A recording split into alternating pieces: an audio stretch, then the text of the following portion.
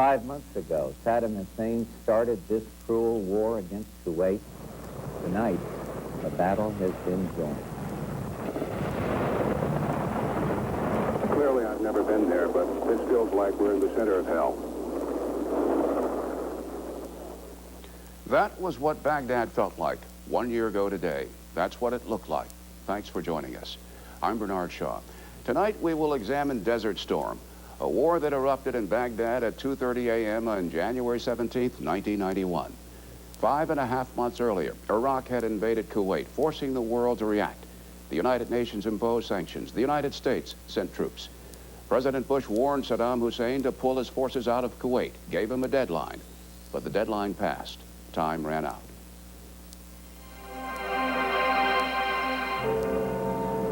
The final seconds on the countdown to possible war ticked off in the Baghdad railway station clock mid-morning in Iraq. There has been no indication that Saddam Hussein intends to leave Kuwait. On the contrary, he's restated his intentions to stay put.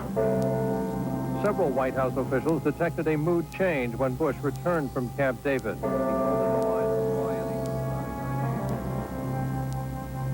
There's an eerie silence here. I have been coughing back knots of tension in my stomach. 3, 2, 1, launch. Missile away! This is, something is happening outside. The skies over Baghdad have been illuminated. We're seeing bright flashes going off all over the sky. Oh, now there's a huge fire that we've just seen that is due west of our position that we just heard. Whoa, holy cow. That was a large airburst that we saw. It was filling the sky with dust. And I think, John, that airburst took out the telecommunications. Yeah. Now you may hear the bombs now. If you're still with us, you can hear the bombs now. They are hitting the center of this city. While the world prayed for peace, Saddam prepared for war. We will be watching very closely and listening to what the president has to say. As I report to you, air attacks are underway against military targets in Iraq.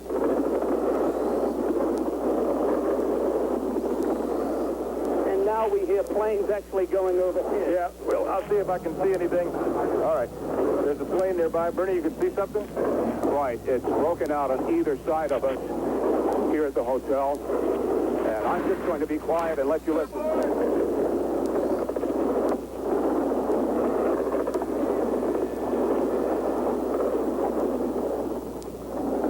I think what is most interesting to me, John, is that these bombs seem right on target. Tonight, every bomb we've seen land seems to have hit something. If this was surgical bombing, I don't like being this close to the operating table. This was tremendous. Baghdad was lit up like a Christmas tree.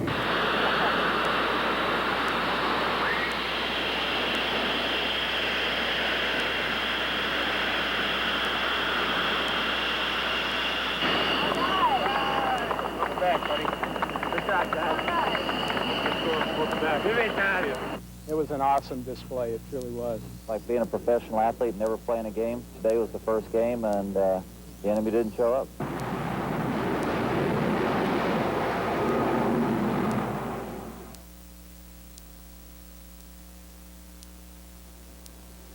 When we return, we'll speak with one of the pilots who took part in that first bombing wave over Iraq. And later, Joint Chiefs of Staff Chairman General Colin Powell and Defense Secretary Dick Cheney talk about the war and the aftermath. This is John Holloman, CNN in Baghdad. Join me later this hour as Bernard Shaw, Peter Arnett, and I talk about what's happened in the year since we were together in Baghdad for the beginning of the war.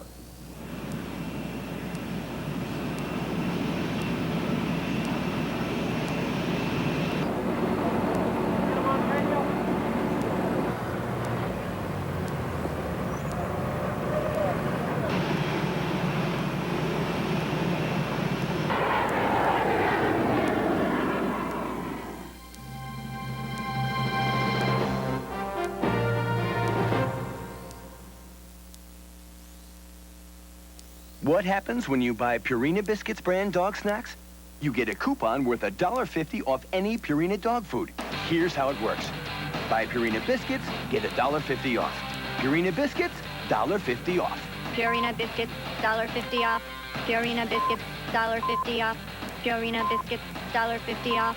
Purina. Remember, with Purina Biscuits, you'll never have to pay full price for Purina dog food again. Nice dog!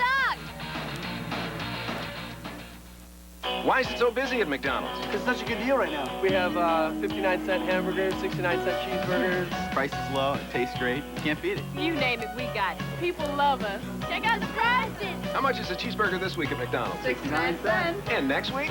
69 cents. How much does a 59-cent hamburger cost? 59 cents. Are you sure? Yeah, you just said it. Come on down and see us. Prices are great and the food's great. You can't beat that. Is there more pressure being in a commercial or working at McDonald's? Being in a commercial. To get rid of her gray, my wife can spend 40 minutes. But I discovered the 5-minute hair coloring. The revolutionary discovery called Just for Men from the leader in men's hair coloring. Simply apply Just for Men and in 5 minutes shampoo out. Gray is blended away. The look of my natural color is back in 5 minutes. That was me, and it won't fade or wash out. My hair takes forever, but you look great in just 5 minutes. The look of your natural color in just 5 minutes with Just for Men. Backache? Try Momentum Muscular Backache Formula. Momentum has extra medicine to help relieve your backaches fast. It's amazing what a difference a little paint and a couple of Momentum can make. Momentum Muscular Backache Formula. Go behind the scenes, behind the lines in the world's first real-time television war. Bombing is intensifying now. When it comes to total coverage of the Gulf War, CNN wrote the book. CNN, War in the Gulf. Now at your local bookstore.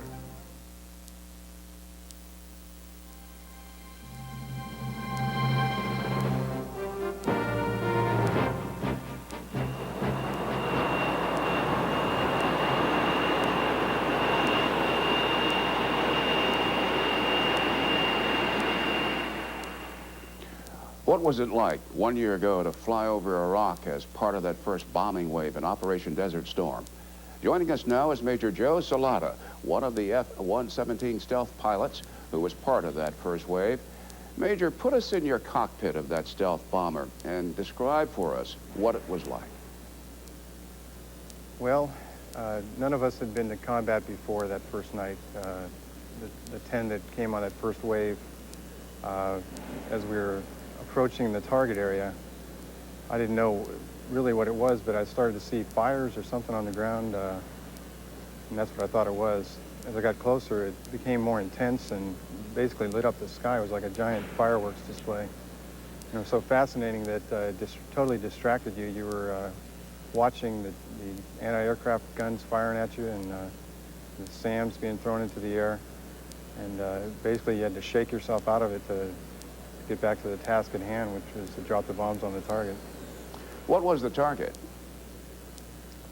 We basically had targets all around Baghdad, and we were going against their communication and control for their air defense system. And the object was to knock the air defense system out that first night and clear the way for further waves of attackers.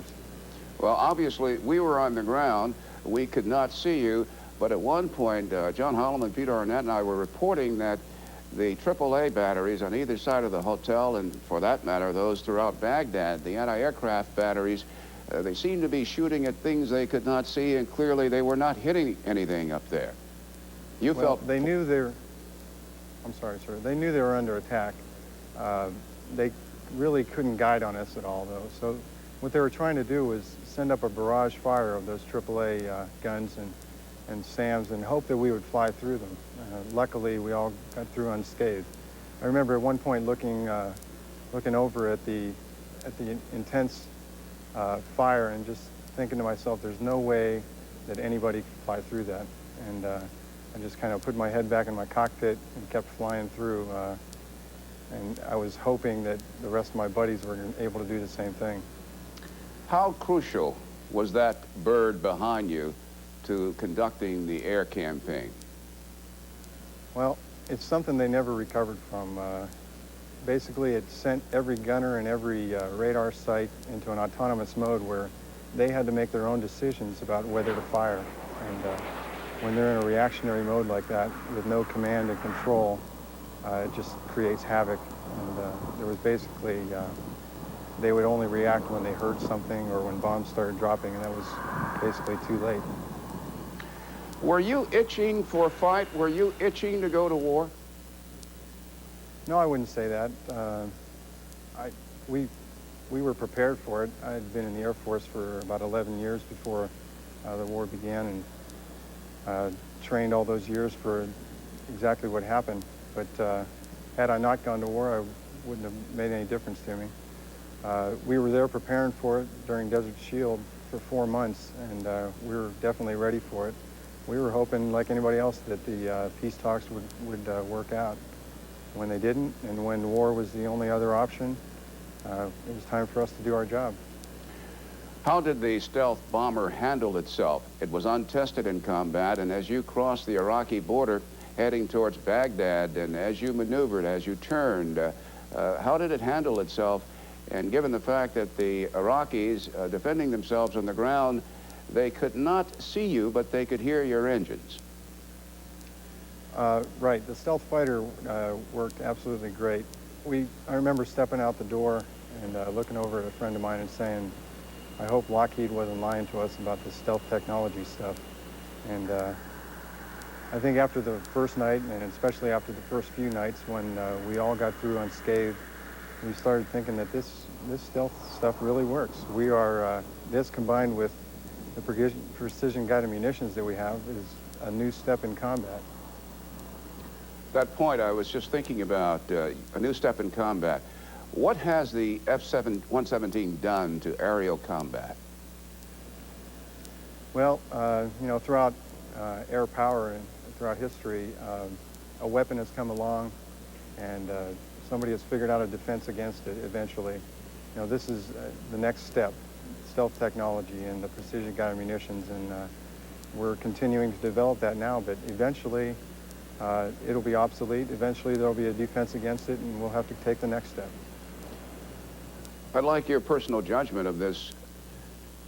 If Saddam Hussein knew what was in the arsenal and knew what the coalition forces had, why do you think he went to war? I really don't believe that he knew the awesome power that was up against him. I think he grossly underestimated what we actually could do to him and his defenses.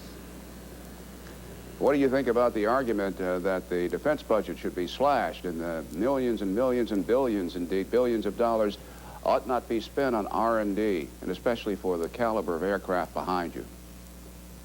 Well, I think, you know, all the changes in the world have taken everybody by surprise, and some wonderful things have been happening, but you know, I think we need to be cautious.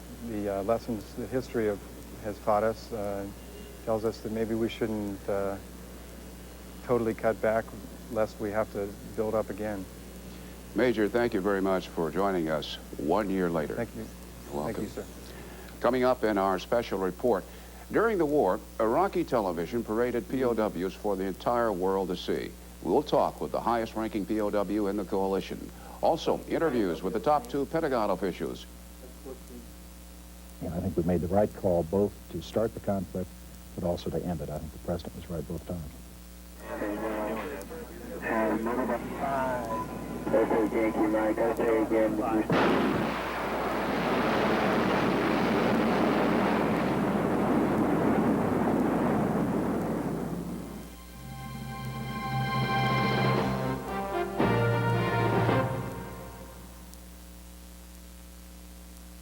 I can't believe this report is due this afternoon. What is that? Craft-free Italian. Do you carry Italian dressing in your purse? Hey, I love Italian. Obviously. You want some? No, thank you. No, it's too much fat. Oh, no, this is craft-free. See, fat-free, cholesterol-free. This sounds great. Just try it. Craft-free Italian non-fat dressing. Fat-free, cholesterol-free, but feel free to love the taste. Wonder if they make ranch. What? They do? Every time you reach for a cereal, you have to make a choice. Well, what if next time you had to choose between these cereals based solely on the side panels? No brand names, no fancy packages, just the plain and simple facts. you'd find only one is low in sugar and a good source of fiber and made from whole grain oats. Cheerios. Compare the side panels and see for yourself. The choice is Cheerios. This was me with dull gray hair. I looked washed up. Then I found a whole new way to make my gray look great. Introducing a new kind of shampoo from the makers of Just for Men Hair Care called Great Looking Gray. Great Looking Gray does more than clean and condition. It gets rid of the dullness, even yellow buildup, brings out the real silver. What a difference it makes. New Great Looking Gray shampoo. And for stubborn yellow, new Great Looking Gray anti-yellow treatment. Why is it so busy at McDonald's? It's such a good deal right now. We have 59-cent hamburgers, 69-cent cheeseburgers. Price is low, it tastes great. Can't beat it. You name it, we got it. People love us. Check out the prices. How much is a cheeseburger this week at McDonald's? 69 cents. And next week? 69 cents. How much does a 59-cent hamburger cost? 59 cents. Are you sure? Yeah, you just said it. Come on down and see us. Prices are great and food's great. You can't beat that. Is there more pressure being in a commercial or working at McDonald's? Being in a commercial.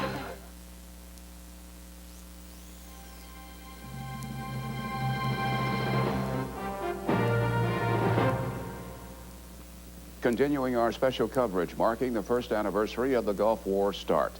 The two men in charge of the Desert Storm operation from the Pentagon were Defense Secretary Dick Cheney and the Chairman of the Joint Chiefs of Staff, General Colin Powell. Our military affairs correspondent Wolf Blitzer spoke with Dick Cheney this morning on what the mission achieved. It seems that Saddam Hussein, still being in power a year later, has caught a lot of Americans with a certain case of depression. Sort of revisionistic view of the U.S. and coalition victory. Are you among those? No, not at all. I think, Wolf, that the victory was a tremendous one. I think we achieved our objectives. If anything, having Saddam there at this time is sort of a reminder of the extent to which he was humiliated by the coalition. He seems to be pretty much in control, though, isn't he? No, the signs we're getting are that there's significant unhappiness, unrest with him inside Iraq. He does not control northern Iraq. The Kurds control that now. He's weak in southern Iraq. His base within the security services is smaller and smaller. He's gotten rid of more and more people. So I think his tenure is limited. I don't think he will stay there indefinitely. How long do you think he'll stay?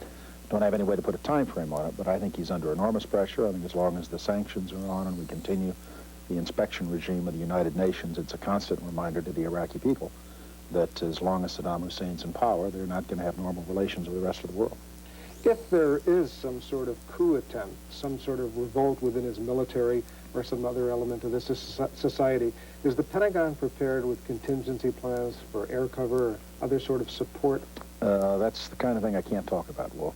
Clearly, we always do contingency planning for various possibilities, but we never speculate in advance about what actions we might or might not take. It would be up to the President to make a decision like that. Clearly, we'd carry out his orders.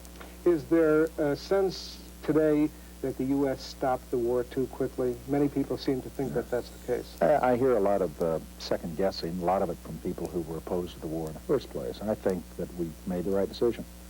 We stopped the war when we had achieved our objectives, and we destroyed 2/3 of Saddam's army. We took away his offensive capability, his capacity to threaten his neighbors. We liberated Kuwait. We kept him from occupying the Persian Gulf, controlling the world's supply of oil, and developing nuclear weapons. It's a very, very significant set of achievements. If we continued for a few more hours, the ground war, I don't think it would have altered the outcome a bit. He still had 20 divisions elsewhere in Iraq, and unless we were prepared to go into Iraq to take Baghdad, to get rid of him, we, I think, made the right call. If we'd gone further, if we'd gotten sucked into Iraq, I think we'd probably still have forces in Iraq today. I also think we would have taken a lot more casualties. And the question you have to ask is how many American lives is Saddam Hussein worth? My view, not very darn many. I think we made the right call both to start the conflict, but also to end it. I think the President was right both times. Wolf Blitzer and I also spoke with Colin Powell earlier today. I asked General Powell about friendly fire and who should be held responsible when a fellow soldier is killed by his own troops. If there's clearly a case where rules were violated or procedures weren't followed or there was some kind of total breakdown in discipline, then yes, punishment should be given to those responsible. But if it's a case where in the confusion of war, in the anxiety of war, in the fog of war, as Clausewitz called it, these sorts of accidents happen, then no, people should not be punished. It's one of the consequences, regrettably, of war, and it has happened in every war. We are distressed that it happened in this war. We are doing everything we can to make sure it doesn't happen again. But each case has to be examined to see whether it involved behavior that is not acceptable or whether it was one of those terrible accidents of war. General, you must be very disappointed that a year after the war, Saddam Hussein is still in power in Baghdad. How much longer is he going to be in power, do you believe? I don't know how much longer he is going to be in power. I think that the world would be better off, and most importantly, the people of Iraq would be better off were he to leave power. He is not in as strong a position as some of these one-year retrospectives might have you believe. He no longer has an army that's capable of generating an offense that could threaten its neighbors. Although he is someone who is still pursuing a nuclear option. Thank heavens Desert Storm came along last year to stop that nuclear option for now.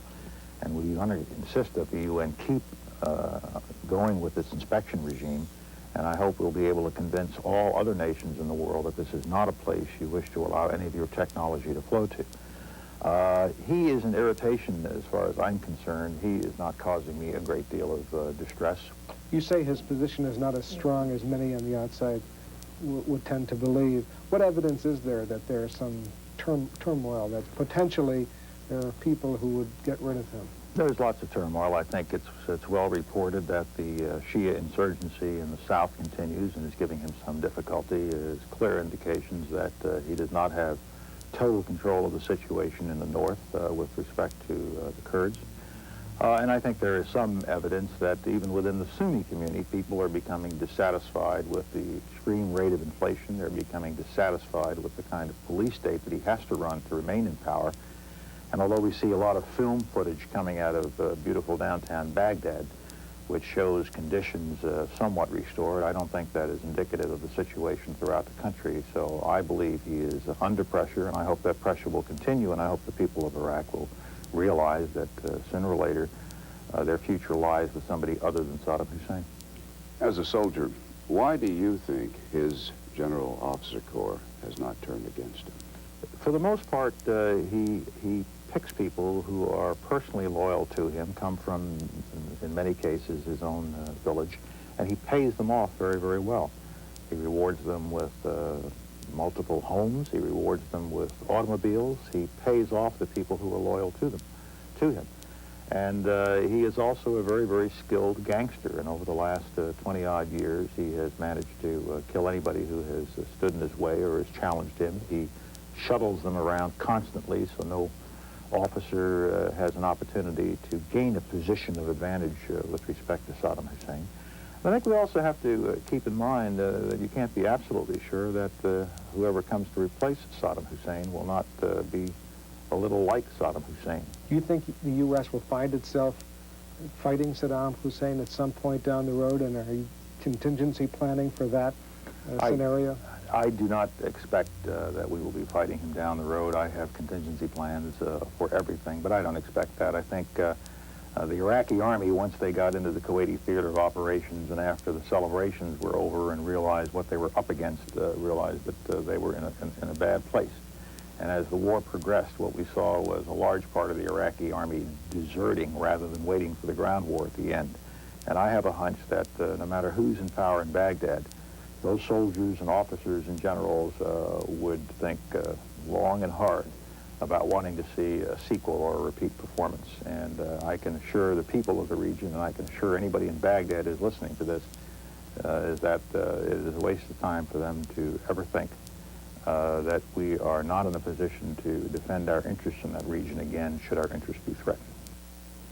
Both Secretary Cheney and General Powell were interviewed at the Pentagon this morning. And just ahead in our special report, adding up the price tag from Operation Desert Storm. Many nations pledged to help cover the cost of waging war, but 1 year later, just how much has been paid?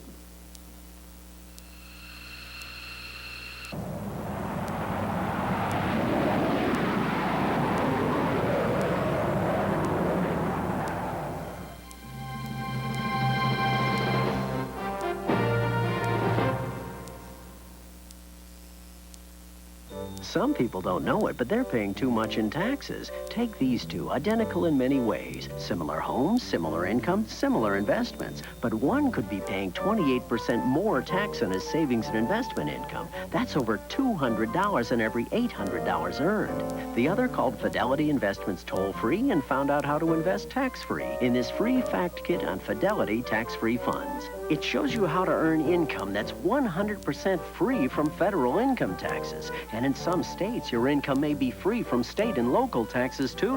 And there's no sales charge, which means all your money is working for you. So call for your free fact kit on Fidelity Investments tax-free funds. Call right now and you'll also get this bonus booklet, Understanding Tax-Free Investing. See how Fidelity gives you the facts you need to make up your own mind without pressure. Hello, Fidelity? Keep more of what you earn. Call 1-800-424-8181 today. Fidelity Investments. Common sense, uncommon results. Tomorrow night, actor Jack Rambo talks about the changing face of AIDS in Hollywood. Plus, actress Drew Barrymore. Tomorrow night, Larry King Live, 9 Eastern on CNN. Who says you can't party before the big game? Live from the Super Bowl city, who will take the NFL's top honors? Hosted by Burt Reynolds, it's Super Bowl Saturday night, January 25th, exclusively on TNT.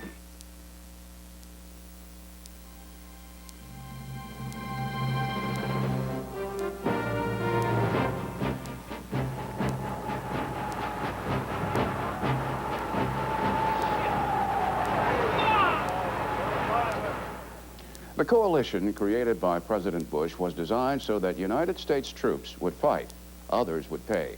So, how much was pledged and how much paid? Kuwait promised over $16 billion. Saudi Arabia, almost $17 billion. The United Arab Emirates, $4 billion. Japan promised $10 billion. Germany, $6.5 billion. The Pentagon says over 97% of the pledges have been paid. Kuwait, the United Arab Emirates, and Germany are fully paid up. But the Saudis still owe more than $1 billion, and Japan owes $4 million. When we come back, Peter Arnett, John Holloman, and I return to those first moments when bombs started falling on Baghdad. If you're still with us, you can hear the bombs now. They are hitting the center of this city. Kein Blut für Öl. NATO und Brudergruppen raus aus dem Golf. Kongo! Wir sagen no! Wir sterben nicht für Diktatur!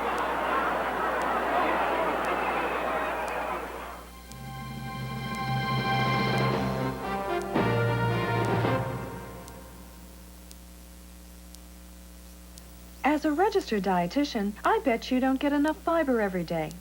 I also bet you think high-fiber cereals don't taste good. Well, here's one that does. Fruit and Fiber. It's the only high-fiber cereal with this delicious combination of crispy bran flakes, fruit, nuts, and crunchy oat clusters. Try Fruit and Fiber, and I bet you'll be eating more fiber and liking it. Post Fruit and Fiber cereal, the great-tasting way to get high fiber every day. Sold. Let's say you bought a painting. Let's say Van Gogh's Sunflowers. Let's say you used the Discover card.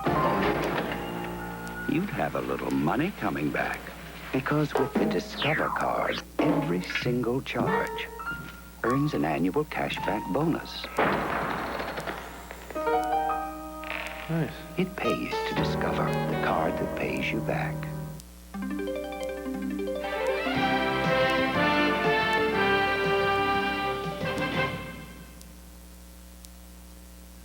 Attention! Guaranteed lowest prices ever. Waterbed Emporium repeats. Repeats our New Year's Day sale. Up to 70% off store-wide. No down payment, no payments till June. 3 days only. Sale ends Monday, 9 p.m. at Waterbed Emporium. Attention! Guaranteed lowest prices ever. Waterbed Emporium repeats. Repeats our New Year's Day sale. Up to 70% off store-wide. No down payment, no payments till June. 3 days only. Sale ends Monday, 9 p.m. at Waterbed Emporium. This is one remarkable car, and I've left all this space to show you why. Now, first, Dodge Spirit is the lowest priced 6-passenger car in the world, even with an airbag and all the goodies you see here. But okay, you want to spruce it up, so you start adding options like air, automatic, a 4-speaker stereo. Now, when you're through, you'll find that Spirit, with all this, is still the lowest priced 6-passenger car on the planet. See Bremerton Chrysler Plymouth Dodge on Auto Center Way in Bremerton.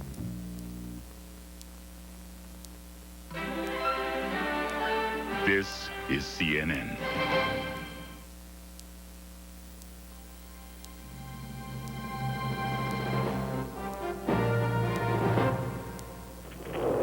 Well, you can hear the reports as I can. It's very noisy outside, Bob. I'm going to get a little lower and crouch down here behind the hotel balcony. I see more anti-aircraft fire coming. The fire is pointing towards the south. You can see the bullets going out off toward the south as these anti-aircraft gunners here in Baghdad try to engage the airplanes that are overhead. John Holloman is trying to see every bomb that falls for the benefit of our viewers. Believe me, if this were not, and I say this very seriously, if this were not surgical bombing,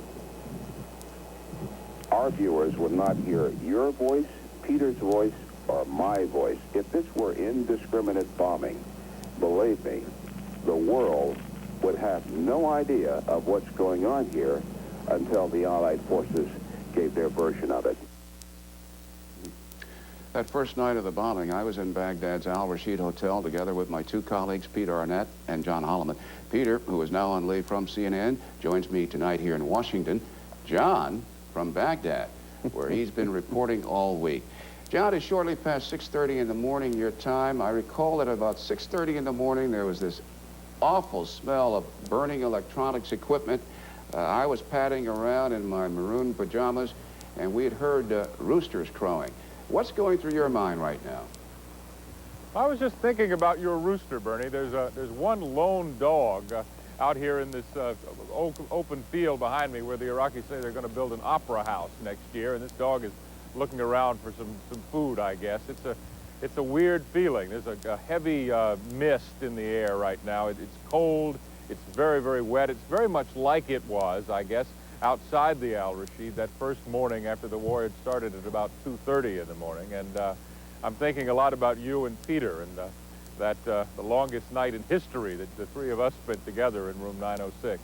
I think it's interesting, John, that we're probably more aware of what happened a year ago here in the United States than people in Baghdad, because after all, Americans, the rest of the world, did hear the broadcast. They did see the later videotape, and the people in Baghdad haven't seen much. So we're probably more hip on what happened a year ago than most of the people around you are, John, with the exception of you, of course.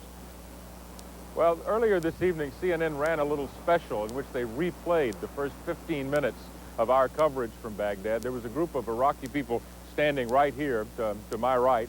They were watching it on this monitor. As you know, I guess CNN International is now seen in many places in Baghdad, but up here on the roof of the Information Ministry was a place where Iraqis could see the first 10 minutes of the war, or 15 minutes for the first time, and they were fascinated by it. That yellow slide with the three of us on it with our reports. They were glued to this TV set up here on the roof. But you're right. That 1 year later was the first chance they got to hear what this war sounded like, because they were either out of Baghdad or in shelters or far away, certainly, from any accurate communications. Let's think self-critically for a moment. Was there anything that we didn't do that we should have done? I wonder about that, Bernie. You know, there was a time after you and I came out a year ago, I said to Larry King, maybe we were too accurate. Maybe I was too accurate in trying to describe where the bombs were coming down. But in retrospect, I don't think so. I mean, that was my job. That was our job. It would have been good, certainly, if we could have gotten outside the hotel the first night and gotten more pictures sooner for our viewers. But, of course, it seems to me that we were doing everything we could do to get pictures like these, which are provided by a man named Fabrice Moussa, who is back in Baghdad, by the way, for the anniversary. Well, that showed the horror of this to the world. Well, Peter, John, what about the charge that we, and ergo CNN, were being used by Saddam and his government? Well, Bernie, I've had to answer that charge a lot in the last year. I've taken leave from CNN. I'm writing a book. I've done quite a lot of public speaking. And looking back on particularly that first night and what we know from what the military has revealed to us, what is information that's come out as recent as a few weeks ago, some of it on CNN, from what I can see, the first night particularly, we were pretty accurate of what was going on in Baghdad. I think it was not to the benefit of Saddam Hussein that we could report that his defense ministry had been destroyed, that the bombing, in fact, was of pinpoint accuracy, and I'd like to think that standard was maintained throughout the war, so I think we did a service to journalism at least, and I don't really think the charge is valid that we undermined the U.S. national effort. Well, there's one arrow or sling or rocket that I took, and I was criticized for being too personal and, quote, too human.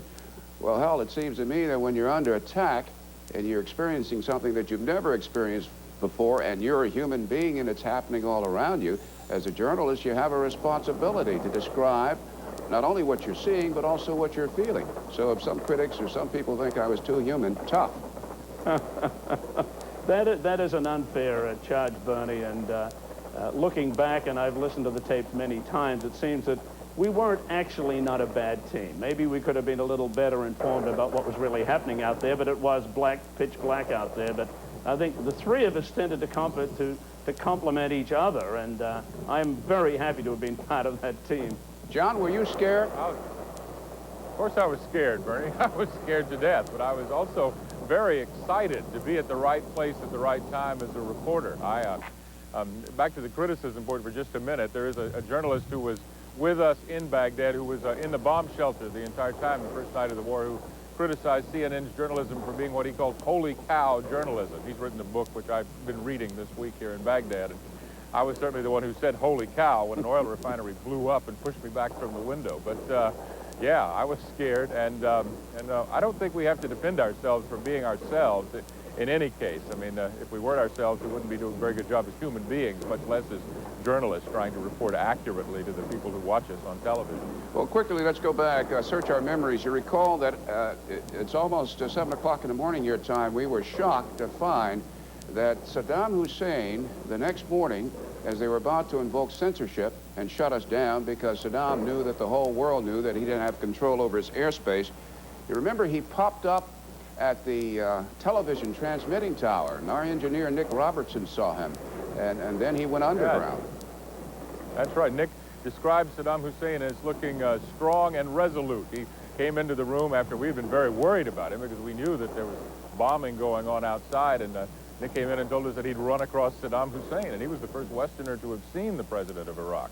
So you'll know, to bring you a little bit up to date, we're still looking to see the president of Iraq. We have made another formal request to sit down with him and talk things over. He hasn't really done an extended interview in about 11 months since he spoke with Peter here in Baghdad back, I guess, in late February, Peter. So we're hoping we'll get another crack at him just to see what he can tell us about how things have gone for him and his impression of the state of Iraq and the state of the world today. Well, we should tell our viewers that at about 3 o'clock Eastern time in the morning, early Friday morning, he's due to address his people, and we're working very frantically to try to get a satellite path out of Baghdad. If we don't get that, we're going to have excerpts of his speech as early as possible, possibly as early as 4:30 in the morning, early Friday. Quickly, gentlemen, any closing thoughts on this anniversary? Well, it seems clear to me. I bow to you, John. You're on the. You're at ground zero. Yeah. Well, I hope it's not ground zero, I guess, Peter.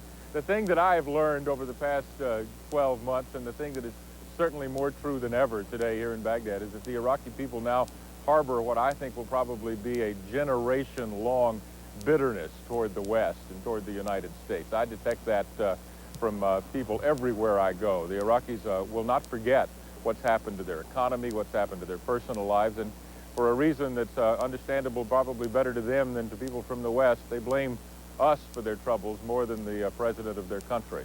And I would pick up on that, John, to say that the rest of the world that was not under the bombing, it seems to me they haven't forgotten that night, our reporting, which was seen by many people in the world, and it seemed to have been a watershed in their appreciation or understanding or their hopes for communications. And I think CNN set a tone, a pattern of coverage that the rest of the world expects us to follow, and I hope we can do it in the future. Well, for the boys in Baghdad, John Holloman, on location now, Peter Arnett, and myself. Gentlemen, thank you very much. Still to come in our special report, we will be joined by a former American prisoner of war in Iraq.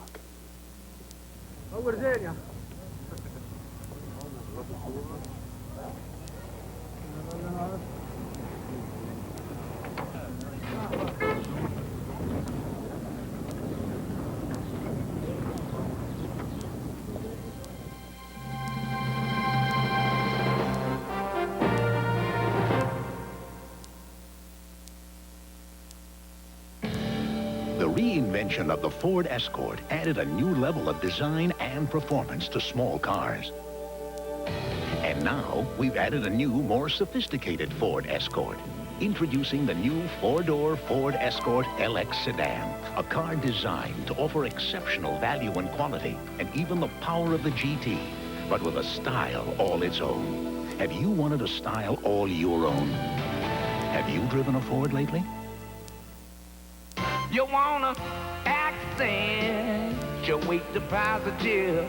It'll eliminate the negative. Tune in to the affirmative, the family channel, yes indeed. Nobody captures life on the positive side like the Family Channel.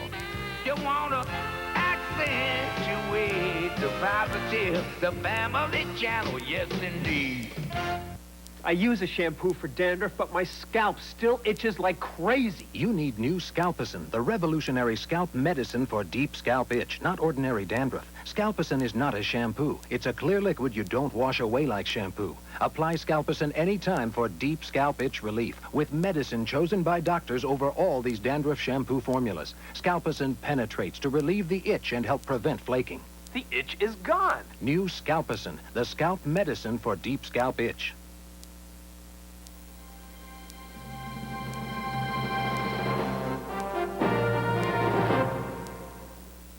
3 days into the war against Iraq, United States Air Force Colonel David Eberly, a fighter pilot, was shot down and taken prisoner. He was held as a POW for 44 days. Colonel Eberly is now stationed at the Pentagon. He joins us here in our Washington studio. Did you have any warning before you were hit, and where did you go down? Yes, I did. Unlike the first night, when there was absolutely no reaction from the ground as we ingressed to the target area, this night, the fourth night of the war, as we ingressed to the target area and approached at approximately 10 miles away, the sky was lit up, just as the viewers have seen on your screen tonight. There was 3 SAMs coming at us, and we were hit by one of those 3. Where did you go down, and once captured, how were you treated? I went down in northwest Iraq, about as far north as anybody had been up until that point. When we hit the ground, or when I hit the ground, fortunately it was dark. That was our protection in a way. Unlike many of the other fellows, aviators, who were taken prisoner almost immediately, we were able to evade for approximately 3 days. The treatment when we were captured on the Syrian border, I can best characterize as harsh. I have recently met a Kuwait helicopter pilot who was not fortunate enough to be taken to Baghdad. This is an individual that I had not met before, and found that for 30 days he was left chained to a fence in the cold. And so when I compare the treatment that those of us who were eventually taken to Baghdad had with his, we were very fortunate. I want to digress for a moment because I want to give you an opportunity to say something to the American people. I know you want to, and I don't want you to get mousetrapped at the end of the interview and force you to speak in 10 seconds. But before I ask you that, in retrospect, how do you feel about the news media showing your picture? Well, that was good news. Once we arrived in Baghdad, and that took a couple days to actually be handed from one set of captors to another.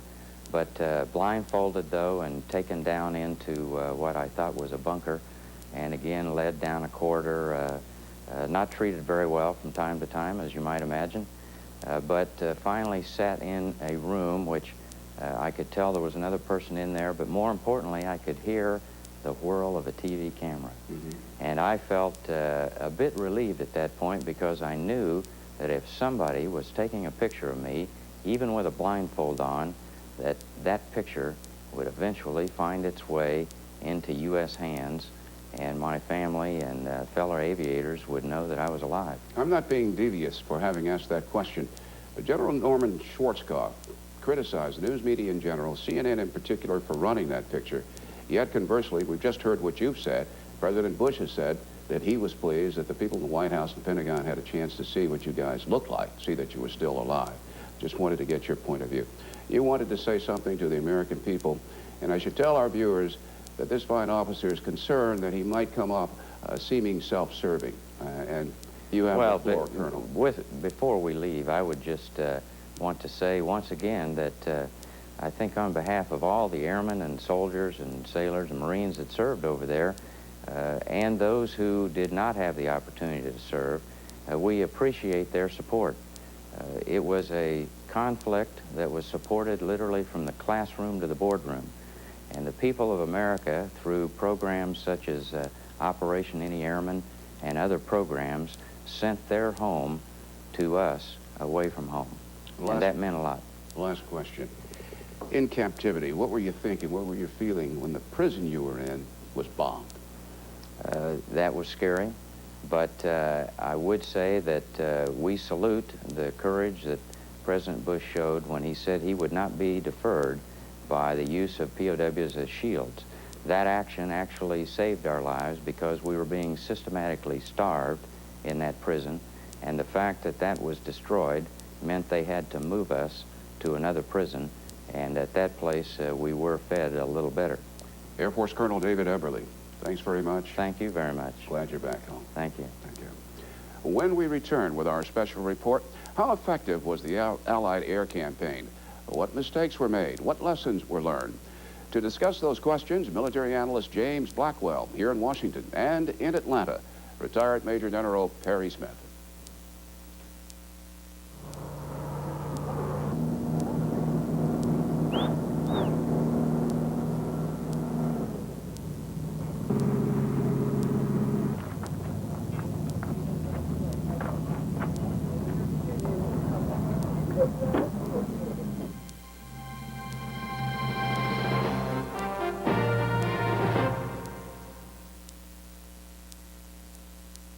These people never thought of themselves as high-pressure salespeople. They've always been committed to service. That's why they've become successful Better Homes and Gardens real estate agents, and why they use our proven real estate marketing systems to serve their customers better than anybody. After all, we've found that once you place service above everything, everything else falls into place. For information about a career in real estate, call 1-800-ADVANCE or your local Better Homes and Gardens real estate firm. Mariel, you're amazing. Oh, JP, stop it. No, really, you get to play so many people, yet you're always you. Well, I do get a lot of help from a terrific hairstylist I trust. We all know how important that is. The thing I love is he doesn't make me just look good for the moment. He really takes care of my hair. I'll bet I know how he does that. Yes, of course. He only uses Paul Mitchell products, just like I do at home. Well, I won't argue with that, but I will say this. Yes, JP? I still think you're amazing. Paul Mitchell products are guaranteed only when purchased in fine salons. Which car gets the top awards? The experts never agree. The Cadillac Seville STS. The first automobile in history to win not one, not two, but all three major automotive magazine awards in the same year. The Cadillac Seville STS. There's never been a car so acclaimed. It could change the way you think about American automobiles.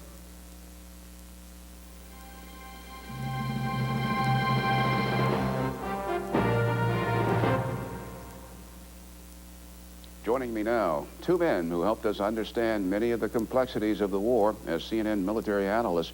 Here with me in Washington, James Blackwell of the Center for Strategic and International Studies. And in Atlanta, retired Major General Perry Smith, who commanded a U.S. Air Force F-15 wing in Europe. Perry, what was learned from everything? Well, I think from a military point of view, there were a number of things, big things that were learned. First was the area of leadership. Schwarzkopf was empowered to run the war. The Pentagon pretty well left him alone, and we had central control of air under General Chuck Horner. And as a result, the campaign with good strategy and good leadership was paid off particularly well. The second big lesson, I guess, is that the technology worked pretty well, with particular emphasis on the stealth, which worked, and of course none of those airplanes were hit. And in addition, the advantage of precision, particularly around targets that were near civilian areas, and particularly the really hard targets. So those were kind of the two positive, most important positive lessons from the air campaign, and I'm sure Jim Blackwell will talk on the ground campaign. Yeah, we're going to hear it now. Well, from the ground, I think the most important lesson was that of the quality of the people that were involved. The most precious asset in this entire conflict from the coalition side, from the American side, was the quality of the soldiers and the sailors and the airmen and the Marines. That ground campaign could not have been executed by a lesser quality force. And looking forward to our forces for the future and what it means, I think as we see the acceleration of the defense build-down, it's that precious resource that is most at risk in the near future. Mistakes. There were mistakes. What do you see? I think the most significant mistake related to the intelligence and the reading of the intelligence and the strategic significance of the Scud missile. We knew they had Scud missiles, although we didn't realize how many they had and how many launchers they had, but we didn't really, the coalition didn't really fully understand the strategic significance once they started coming against Israel and coming against Saudi Arabia, and that caused the air campaign to be diverted heavily to go against those Scuds, and that slowed down the air campaign to some degree. On intelligence, I think I would part company a little bit with Perry. We had plenty of information. We didn't have the ability to distribute it as well as we would like to have had, and we didn't have the ability to judge the Iraqis' intentions based on it. Good case in point, the Battle of Khafji. It was an intelligence gold mine. We found out a lot about them, but I think what we didn't know was what their next step might be, and that caused us to step back and think a little bit. Stopping the war, too soon or just about right? I think in retrospect it was probably too soon by a day or so. We probably should have destroyed more Iraqi military equipment. We certainly should have imposed a more stringent and more intrusive inspection regime, as we see the United Nations now hamstrung. But I'll tell you, Bernie, I've talked to dozens of the generals on the ground and asked them that very question. Should we have kept going? Every one of them said that it was time to stop. So I hesitate to second-guess their judgment at the time. I would like to add that I think we stopped at about the right time, but if there is a criticism, it would be in the area of post-war planning that was not done particularly well before and during the war to anticipate the Kurdish problem, to anticipate the Shiite problem. If we had post-war planned this war and looked at alternative futures in the post-war world, I think we would have picked up on the problem of the helicopters and the Kurdish refugee problem and handled that problem considerably better. So there, if you're looking for an area of criticism, I would think we could point to that to some degree. Final question. Looking at the landscape as you see it now, what worries you? What are you afraid of? What warning signs do you see there for that region? Perry? From the region's point of view, I think we've got to worry a lot about that nuclear capability and secondarily the chemical capability. I think that's important. We have to keep our guard up. We've got to keep those, supporting those UN inspectors getting in there. And we've got to be sure that Saddam does not build up a military capability. From the strategic overall point of view, I've got to agree with Jim Blackwell. As we draw down the military forces, not only of the United States, but the coalition partners, we've got to be sure that we don't go too far and too fast and create a 1934 army or military that will not be ready when the next problem comes up in the latter part of this century or the early part of the next century. Very quickly, Bernie, I'd say watch Saddam Hussein. He's crafty, he's wily, he can rebuild that force and reconstitute it probably a lot faster than we give him credit for. Gentlemen, thanks so very much to both of you. Still to come in our special report, we'll look at how Operation Desert Storm led to Operation Desert Stork.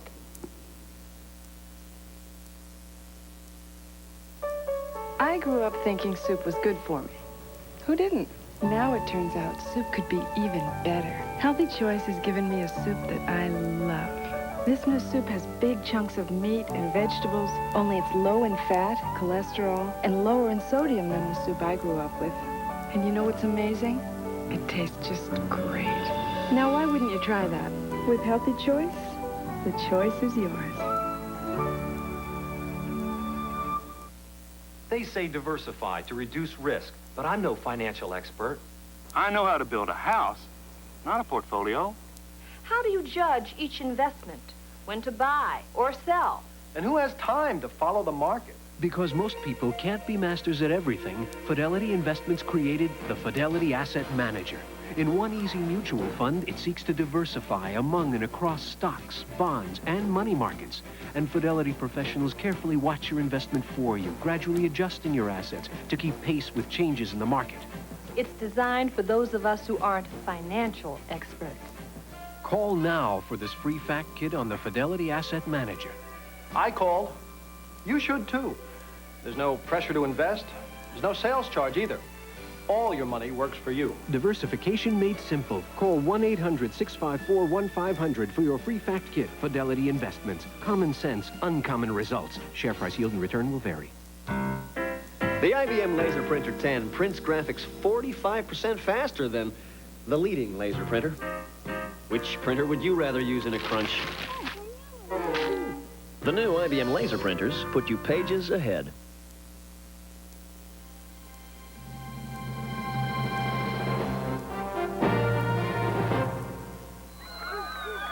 About 10 months ago, the first Desert Storm troops started returning to the United States. Now, the Desert Stork is touching down at bases across the country.